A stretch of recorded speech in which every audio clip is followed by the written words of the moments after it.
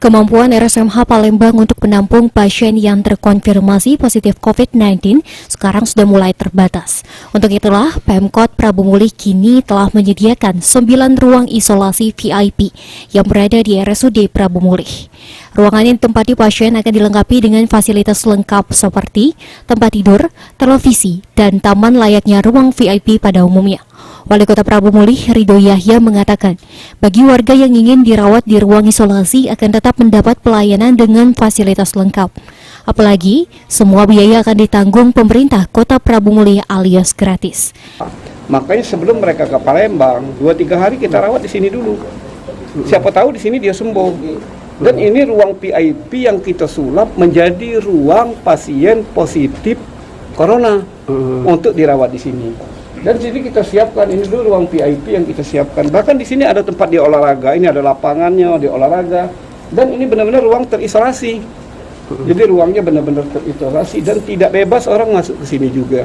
Jadi insya Allah ini kita mampu, ada salah totalnya ada 9 Bu ya. Yang sudah siap 5, insya Allah 2 hari lagi semuanya siap.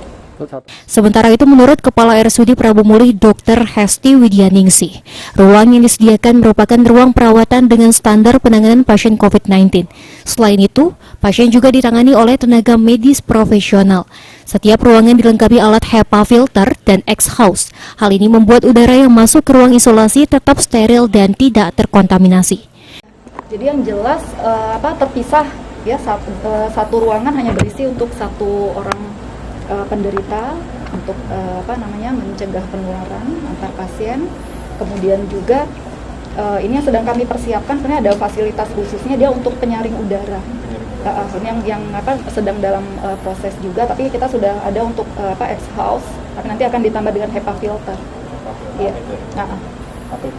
Untuk ini penyaring filter penyaring bakterinya. Jadi udara yang ditarik keluar itu sudah dalam kondisi yang bersih. Ya. Ruang isolasi RSUD memang disediakan untuk menampung sementara pasien, baik itu ODP, PDP, maupun orang tanpa gejala. Namun Wali Kota Ridho Yahya berharap selama pasien dirawat di RSUD Prabu Mulih, peluang pasien bisa sembuh dari COVID-19 sangatlah besar. Beni Firdaus, PAL TV.